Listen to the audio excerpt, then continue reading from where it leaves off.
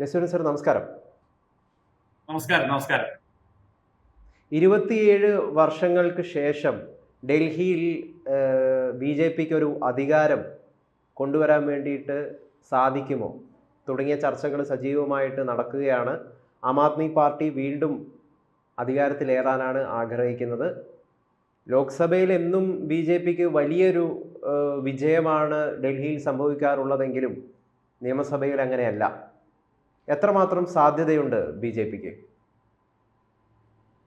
ഇത്തവണ ഡൽഹിയില് ബി.ജെ.പി അധികാരത്തിൽ വരിക എന്നുള്ളത് ബി.ജെ.പിയുടെ മാത്രം ലക്ഷ്യമല്ല.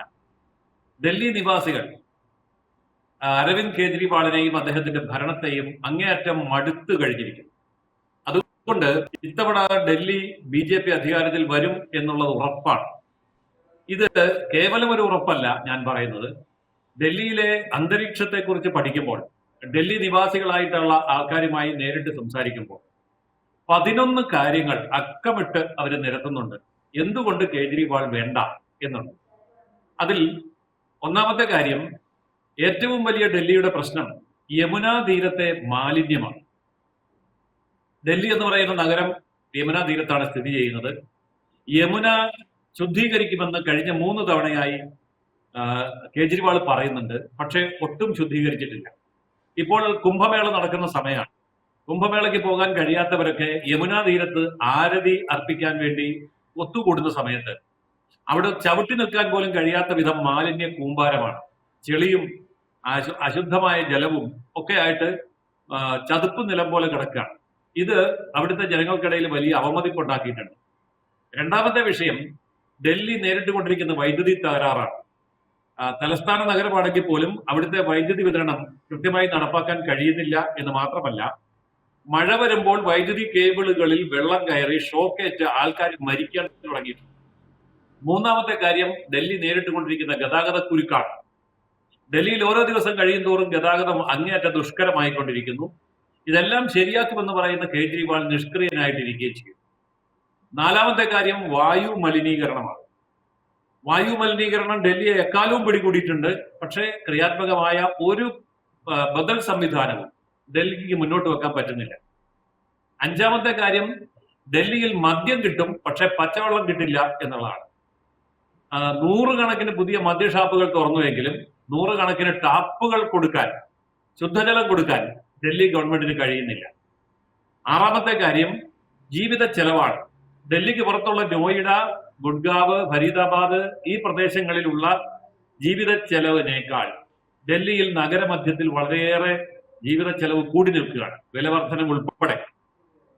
എന്നാൽ ഡൽഹിയുടെ ഭാഗമായി തൊട്ടടുത്ത് കിടക്കുന്ന നോയിഡയിലും ഗുഡ്ഗാവിലും ഫരീദാബാദിലുമൊക്കെ വളരെയേറെ ലളിതമായ രീതിയിൽ ആർക്കും സാധനങ്ങൾ കിട്ടുന്നു, ജീവിത ചെലവ് കുറവാണ്. ഏഴാമത്തെ കാര്യം, ഇത്ര കാലം ഭരിച്ചു എന്നിട്ടും ഡൽഹിയിൽ പുതുതായിട്ടൊന്നും ചെയ്യാൻ സാധിച്ചില്ല. സൗജന്യമായി വൈദ്യുതി കൊടുത്തു, സൗജന്യമായിട്ട് ബസ് കൊടുത്തു എന്നൊക്കെ പറയുന്നത് അല്ലാതെ ജീവിതം കൊടുക്കാൻ കഴിയുന്നില്ല. ഈ സൗജന്യങ്ങൾക്കപ്പുറം ഒന്നും ചെയ്യാൻ കേജ്രിവാളിന് കഴിയില്ല എന്നും ഡൽഹി അഭിമാനകരമായിട്ടുള്ള അന്തസ്സായിട്ടുള്ള ഒരു ജീവിതത്തിന് അനുയോജ്യമല്ല എന്നും ഡൽഹി നിവാസികൾ തിരിച്ചറിയുമ്പോൾ ഈ ഭരണം മാറിയേ പറ്റൂ എന്ന് അവർ തീരുമാനിക്കുന്നുണ്ട്. എട്ടാമത്തെ കാര്യം അഴിമതിയാണ്. കേജ്രിവാൾ അടക്കം പ്രധാനപ്പെട്ട മന്ത്രിമാർ മുഴുവൻ ജയിലിലാണ്. ഏതെങ്കിലും ഒരു കേസിൽ, ഏതെങ്കിലും ഒരു കോടതിയിലെ ഏതെങ്കിലും ഒരു ജഡ്ജി കുറ്റവിമുക്തനായി ഇവരിൽ ഒരാളെ പോലും പുറത്തുവിടുന്നില്ല. അപ്പോൾ അവർക്ക് ജാമ്യമൊക്കെ കിട്ടുമെന്നല്ലാതെ അവര് ചെയ്ത കുറ്റം ശരിയാണ് എന്ന് അടിവരയിട്ട് പറയുന്ന പോലെയാണ് ജഡ്ജിമാരുടെ നിലപാട്. ഒൻപതാമത്തെ കാര്യം, അഴിമതിക്കെതിരെ രംഗത്ത് വന്ന കേജ്രിവാള് സ്വന്തം ഔദ്യോഗിക വസതി മോടി പിടിപ്പിക്കാൻ, പൊളിച്ചു പണിയാൻ വേണ്ടിയല്ല, മോടി പിടിപ്പിക്കാൻ തന്നെ 49 കോടി രൂപയാണ്. ഇത് വലിയ അമർഷം ഉണ്ടാക്കിയിട്ടുണ്ട്. പത്താമത്തെ കാര്യം, റോഹിംഗ്യൻ മുസ്ലിങ്ങൾ, ബംഗ്ലാദേശി മുസ്ലിങ്ങൾ വ്യാജ ഐഡന്റിറ്റി കാർഡുകളോടുകൂടി ഡൽഹിയിൽ താവളമടിക്കുന്നു. അവരെ സംരക്ഷിക്കുന്ന നിലപാടാണ് കേജ്രിവാൾ എടുത്തിരിക്കുന്നത്. അതായത് ഒരു കാലത്ത് CPM പശ്ചിമ ബംഗാളിൽ എന്താണോ ചെയ്തത്, ഇപ്പോൾ മമതാ ബാനർജി എന്താണോ പ്രതിരോധിക്കാൻ ശ്രമിക്കുന്നത്, അതേ കാര്യം വിദേശ മുസ്ലിങ്ങളെയും റോഹിംഗ്യൻ മുസ്ലിങ്ങളെയും ലോകത്ത് ഒരു രാജ്യത്തും സ്വീകരിക്കാത്ത അവരെ ഡൽഹിയിൽ കൊണ്ടുവന്ന് താമസിപ്പിച്ച് അവർക്ക് വോട്ടേഴ്സ് ഐഡന്റിറ്റി കാർഡ് കൊടുത്ത് അവരെ ആം ആദ്മി പാർട്ടിയുടെ വോട്ടർമാരാക്കി മാറ്റി അത്തരം ഒരു വലിയ അപകടം വലിച്ചു വെച്ചിരിക്കുന്നു എന്നുള്ള ബോധ്യം ഇന്ന് ഡൽഹി നിവാസികൾക്കുണ്ട്. അപ്പോൾ അതിനുള്ള തിരിച്ചടിയും ഈ തെരഞ്ഞെടുപ്പിൽ കിട്ടും. ഞാൻ ഈ പറഞ്ഞ 10 കാര്യങ്ങൾ ശരിയാണോ അല്ലയോ എന്ന് ഡൽഹിയിൽ പോയാൽ നേരിട്ട് കാണാൻ കഴിയുന്ന ഒരു വസ്തുത കൂടി പറഞ്ഞ് ഞാൻ അവസാനിപ്പിക്കാം. അതായത് ഡൽഹിയിലെ കടകൾ, വീടുകൾ, വാഹനങ്ങൾ എല്ലാം BJP കൊടി കെട്ടിയിരിക്കുകയാണ്. വടക്കേന്ത്യയിൽ അങ്ങനെയാണ്. നമ്മൾ ആർക്കാണ് വോട്ട് ചെയ്യുന്നത് അവരുടെ കൊടി വീടിന്റെ മുകളിൽ, കടയുടെ മുകളിൽ ഉയർത്താൻ അവർക്ക് ഒരു മടിയില്ല. കേരളത്തിലാണ് ഇതൊന്നും ചെയ്യാനില്ല. ഇന്ന് ഡൽഹി മുഴുവൻ BJP കൊടി കൊണ്ട് മൂടിയിരിക്കുകയാണ്. കഴിഞ്ഞ തെരഞ്ഞെടുപ്പിൽ വോട്ട് ചെയ്ത ഒരാളോട് ഞാൻ ചോദിച്ചു, ഇത്തെരഞ്ഞെടുപ്പുമായിട്ട് എന്താ വ്യത്യാസം? അപ്പൊ അവര് പറഞ്ഞു, കഴിഞ്ഞ തെരഞ്ഞെടുപ്പില് BJPയുടെ ഒരു സ്ഥാനാർത്ഥിക്ക് വേണ്ടി വോട്ട് ചോദിക്കാൻ എന്റെ അടുത്ത് ആരും വന്നില്ല. പക്ഷെ ഇത്തവണ എന്റെ വീട്ടിൽ 6 തവണയാണ് BJP പ്രവർത്തകർ വോട്ട് ചോദിക്കാൻ വേണ്ടി വന്നത്. 6 തവണ നിരന്തരമായി സമ്പർക്കം ചെയ്യുന്നു. പബ്ലിക് പ്ലേസുകളിൽ ധാരാളം പ്രോഗ്രാമുകൾ നടക്കുന്നു. ഇപ്പൊ ഡൽഹി പോയി കണ്ടാൽ BJPക്ക് ഭരണം കിട്ടി എന്നുള്ളൊരു അന്തരീക്ഷം തന്നെ വന്നിരിക്കുന്നു. ഏറ്റവും കുറഞ്ഞത് 45 സീറ്റ്, ചിലപ്പോൾ 50 നേടി BJP ഒരു അട്ടിമറി വിജയം ഡൽഹിയിൽ കരസ്ഥമാക്കിയാൽ അത് BJPയുടെ മാത്രം കഴിവെന്നല്ല, ഗതികേട് കൊണ്ട് ജീവിക്കാൻ പൊറുതിമുട്ടിയ ഡൽഹി നിവാസികൾ അരവിന്ദ് കെജ്രിവാളിന് കൊടുക്കുന്ന ശക്തമായ തിരിച്ചടിയും താക്കീതും കൂടെ ആയിരിക്കും ഇത്തവണത്തെ ഫലം എന്നാണ് ഈ നിമിഷം വരെയുള്ള വിലയിരുത്തലിൽ നമുക്ക് വ്യക്തമായി മനസ്സിലാവുന്നത്. വലിയ രീതിയിലുള്ള സൗജന്യ പദ്ധതികളൊക്കെ ആസൂത്രണം ചെയ്തുകൊണ്ടാണ് പലപ്പോഴും ഡൽഹി നിവാസികളെ നേരത്തെയൊക്കെ ആം ആദ്മിയൊക്കെ കയ്യിലെടുത്തിട്ടുള്ളത്. അത്തരം രീതിയിലുള്ള വാഗ്ദാനങ്ങൾ തന്നെ ഇപ്പം BJPയും ഫ്രീ ബി വാഗ്ദാനങ്ങൾ BJP തന്നെ മുമ്പോട്ട് വെക്കുന്നുണ്ട്. അപ്പം ഈ സൗജന്യ വാഗ്ദാനങ്ങൾ നൽകുക എന്നുള്ളതിൽ മത്സരിക്കുകയാണ് യഥാർത്ഥത്തിൽ ആം ആദ്മി പാർട്ടിയും BJPയും. ആരുടേതാണ് കുറച്ചും കൂടി ബെറ്റർ ആയിട്ടുള്ള ഇത്തരം വാഗ്ദാനങ്ങൾ, പദ്ധതികൾ ആരുടെയൊക്കെയാണ്? സാറ് ഈ കാര്യങ്ങൾ എങ്ങനെയാണ് വിലയിരുത്തുന്നത്? ആ ഒരു പദ്ധതിയെ സംബന്ധിച്ച് ഇപ്പോൾ ഗൗതം പറഞ്ഞത് വളരെ ശരിയാണ്. ആം ആദ്മി പാർട്ടിയും BJPയും അക്കാര്യത്തിൽ പരസ്പരം മത്സരിക്കുകയാണ് ഡൽഹിയിൽ. അപ്പോൾ ഡൽഹിയിലെ ജനങ്ങൾ നോക്കുന്ന ഒരു കാര്യം, കേന്ദ്രത്തിൽ ഭരണമുള്ള ഒരു കക്ഷി പറയുന്ന കാര്യങ്ങൾ നടപ്പാക്കാൻ അവരുടെ കയ്യിൽ പണമുണ്ട്, അധികാരമുണ്ട്. അപ്പോൾ ആ കക്ഷി തന്നെ ഡൽഹിയിലെ സംസ്ഥാന ഭരണത്തിലേക്കും വന്നാൽ തീർച്ചയായിട്ടും ഇവർക്ക് ഈ പറഞ്ഞ കാര്യങ്ങൾ നടപ്പാക്കാൻ സാധിക്കും. അതുകൊണ്ട് ആം ആദ്മി പാർട്ടിക്ക് 3 തവണയായി പറയുന്ന ഒരു കാര്യവും പാലിക്കാൻ സാധിക്കാതെ നിഷ്ക്രിയമായിട്ട് നിൽക്കുകയാണ്. മാത്രമല്ല അഴിമതി വർദ്ധിക്കുകയാണ്.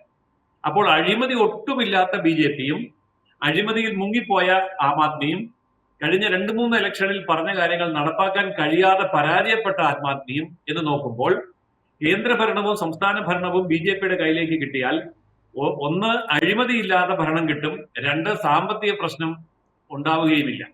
അതുകൊണ്ട് തീർച്ചയായിട്ടും BJPയെ സെലക്ട് ചെയ്യാം എന്നൊരു മാനസികാവസ്ഥ ഡൽഹിയിലെ ജനങ്ങൾക്ക് ഇപ്പോഴുണ്ട്. ആം ആദ്മി പാർട്ടിയുടെ അഴിമതിയും ഒപ്പം കെജ്രിവാളിൻ്റെ അറസ്റ്റൊക്കെ അദ്ദേഹത്തിൻ്റെ പ്രതിച്ഛായ വലിയ രീതിയിൽ ഡൽഹി ജനങ്ങൾക്കിടയിൽ ആഘാതം സൃഷ്ടിച്ചിട്ടുണ്ട് എന്നതൊരു വസ്തുത തന്നെയാണ്. ഇതിനെ ഉപയോഗപ്രദമാക്കിയിട്ടാണ് യഥാർത്ഥത്തിൽ ഡൽഹി തെരഞ്ഞെടുപ്പിനെ BJP നേരിടാനും ഒരുങ്ങുന്നത്. അതായത് അഴിമതിക്ക് ബദലായി അഴിമതിയില്ലാത്ത ഒരു സർക്കാർ, BJP സർക്കാർ എന്നൊരു ലക്ഷ്യമാണ് BJP മുമ്പോട്ട് വയ്ക്കുന്നത്. ഇത് എത്രമാത്രം വിജയ സാധ്യതകളിലേക്ക് എത്തുമെന്ന് നമുക്ക് 8-ാം തീയതി മാത്രമേ അറിയാൻ വേണ്ടിയിട്ട് സാധിക്കുകയുള്ളൂ. എങ്കിലും ഇപ്പോഴും തന്നെ BJP ആണ് വിജയിക്കുക എന്നുള്ള എല്ലാ തരത്തിലുമുള്ള സർവേ ഫലങ്ങളൊക്കെ ഇപ്പം പുറത്തു വരുന്നുണ്ട്, സാധ്യതകളൊക്കെ. യഥാർത്ഥത്തിൽ കോൺഗ്രസിന്റെ സ്ഥാനം എവിടെയാണ് ഇവിടെ? സത്യത്തിൽ കോൺഗ്രസ് ഡൽഹിയിലെ ചിത്രത്തിലേ ഇല്ല. ഇനി ഡൽഹിയില് കോൺഗ്രസ് 1-2% വോട്ട് പിടിച്ചാൽ പോലും അത് സഹായിക്കാൻ പോകുന്നത് BJPയെ ആയിരിക്കും. കാരണം ഡൽഹിയിലെ ഓരോ അസംബ്ലി സീറ്റിലും വോട്ടേഴ്സിന്റെ എണ്ണം തീരെ കുറവാണ്. വടക്കു കിഴക്കൻ സംസ്ഥാനങ്ങളിലേതൊക്കെ പോലെ ലക്ഷക്കണക്കിന് ഒന്നുമില്ല, നമ്മുടെ ഇവിടുത്തെ പോലെ ലക്ഷക്കണക്കിനില്ല. വടക്കു കിഴക്കൻ സ്റ്റേറ്റുകളെ പോലെ ആയിരക്കണക്കിന് 10,000-കണക്കിന് വോട്ടാണ് ഒരു മണ്ഡലത്തിലുള്ളത്. അപ്പോൾ 1%, 0.5%, 2% ഒക്കെ വ്യത്യാസം വന്നാൽ അത് വൻതോതിൽ ആം ആദ്മി പാർട്ടിയുടെ വോട്ട് സ്പ്ലിറ്റ് ചെയ്യും. മാത്രമല്ല ഇന്ത്യ മുന്നണി അവിടെയില്ല. ആം ആദ്മി ഒറ്റയ്ക്ക് മത്സരിക്കുന്നു, കോൺഗ്രസ് ഒറ്റയ്ക്ക് മത്സരിക്കുന്നു, CPM ഒറ്റയ്ക്ക് മത്സരിക്കുന്നു. മമതാ ബാനർജിയുടെയും SP-യുടെയും പിന്തുണ അവിടെ ആം ആദ്മി പാർട്ടിക്കാണ് കൊടുത്തിരിക്കുന്നത്, കോൺഗ്രസിന് കൊടുത്തിട്ടില്ല. അതുകൊണ്ട് ഇന്ത്യ മുന്നണി അസ്തമിച്ചു കഴിഞ്ഞു ഡൽഹിയിൽ. അങ്ങനെ ഒരു പ്രശ്നം തന്നെ അവിടെയില്ല. ഇതാണ് ഇന്നിപ്പോൾ അവിടെയുള്ള ഒരു ചിത്രം. ഇപ്പോൾ ഇവിടെ നമ്മളിപ്പം ആരായിരിക്കും BJP വരികയാണെങ്കിൽ അവരുടെ മുഖ്യമന്ത്രി സ്ഥാനാർത്ഥി? വലിയ നേതാക്കന്മാരൊന്നും ആ ഒരു സ്ഥാനത്തിന് വേണ്ടിയിട്ട് മത്സരിക്കുന്നതായിട്ട് നമുക്ക് കാണാൻ വേണ്ടിയിട്ട് സാധിക്കുന്നില്ല. അതൊരു പോരായ്മയായി തീരുമോ? ഈ ചോദ്യം ഡൽഹി നിവാസികൾ തന്നെ BJPയോട് ചോദിക്കുന്നുണ്ട്, ആരാണ് നിങ്ങളുടെ മുഖ്യമന്ത്രി സ്ഥാനാർത്ഥി? പക്ഷെ BJP കൊടുക്കുന്ന മറുപടി ഇതാണ്: ആദ്യം വിജയിക്കുക, അതിനുശേഷം മുഖ്യമന്ത്രി എന്നുള്ളതാണ്. ഇത് BJP പറയുന്നത് ഒരു അപകർഷതാ ബോധത്തോടു കൂടിയല്ല. കാരണം ഈ നരകത്തിൽ നിന്ന് നിങ്ങളെ രക്ഷപ്പെടുത്തുക എന്നുള്ളതാണ് ഞങ്ങളുടെ ഫസ്റ്റ് പ്രയോറിറ്റി. അതിനുശേഷം ആര് ഭരിക്കും എന്നുള്ളത് തീരുമാനിക്കാം. കാരണം ആര് ഭരിക്കണമെങ്കിലും അതിനുള്ള ആൾക്കാർ BJPയുടെ കയ്യിലുണ്ട്, അഴിമതിയില്ലാത്ത ഭരണമുണ്ട്, ആവശ്യത്തിന് പണമുണ്ട് എന്നറിയാവുന്നത് കൊണ്ട് മുഖ്യമന്ത്രി സ്ഥാനാർത്ഥി എന്ന് പറയുന്നതിന്റെ ഒരു പ്രസക്തി തന്നെ അവിടെ ഇല്ല എന്ന ആത്മവിശ്വാസത്തിലാണ് BJP. അപ്പം ജയസൂര്യൻ സാറ് പറഞ്ഞ പോലെ തന്നെ നമുക്ക് 8-ാം തീയതി വലിയ പ്രധാനപ്പെട്ടൊരു ദിവസമാണ്.